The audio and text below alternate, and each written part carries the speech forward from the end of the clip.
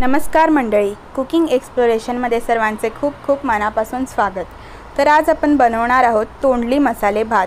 त्यासाठी आपण इथे 2 कांदे आणि पाव किलो तोंडली उभे चिरून घेतलेले आहेत आणि 4-5 मिरच्या बारीक चिरून घ्यायच्या आहेत, आलं लसूण पेस्ट आणि कढीपत्त्याच्या पाकळ्या आणि शिजलेला भात घेतलेला आहे। आता आपण इथे कढई तापवून घेतलेली आहे आणि त्यामध्ये आपण 2 पळी तेल घातलेले आहे आणि त्यात आपण राई, जिरं, काळी मिरीचे दाणे घेतलेले आहेत आणि एक दालचिनीचा तुकडा, एक तेजपत्ता आणि आता आपण जे चिरून घेतलेल्या मिरच्या होत्या त्या घालायच्या आहेत आणि आलं लसणाची पेस्ट घातलेली आहे। आता व्यवस्थित मिक्स करून घ्यायचं आहे आणि आता कढीपत्ता घ्यायचा आहे, कढीपत्ता टाकून घेतलेला आहे।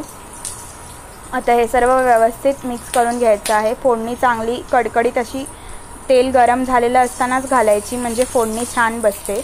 त्यानंतर आता आपण यामध्ये कांदा घालून घेऊयात। कांदा घालून घ्यायचा आहे आणि त्याला कांद्याला 2 ते 3 मिनिटं चांगलं परतवून घ्यायचं आहे। गोल्डन ब्राऊन असा होईपर्यंत त्याला आपण शिजवून घ्यायचं आहे। तुम्ही बघू शकता आता असा गोल्डन ब्राऊन झालेला आहे कांदा। आता त्यानंतर आपण जी तोंडली कापून घेतलेली होती ती घ्यायची आहे आणि ती आता यात घालायची आहे आणि तोंडली पण व्यवस्थित परतवून घ्यायची आहे। तोंडली परतून झाल्यावर आता आपण यात चवीपुरता मीठ घालायचं आहे। इथे भातामध्ये ऑलरेडी मीठ घातलेलं आहे, त्यामुळे इथे 1 चमचाच मीठ घातलेलं आहे आणि भातात 1 चमचा मीठ घातलेला आहे। त्यानंतर आता इथे आपण घालूया हळद, धणे पावडर, गरम मसाला, सगळे 1-1 चमचा घातलेला आहे। हळद अर्धा चमचा घातलेली आहे आणि व्यवस्थित मिक्स करून घ्यायचं आहे आता। आणि कश्मीरी लाल मिरची पावडर 1 चमचा आणि आता व्यवस्थित मिक्स करून आपण ते झाकण ठेवून शिजवून घ्यायचं आहे।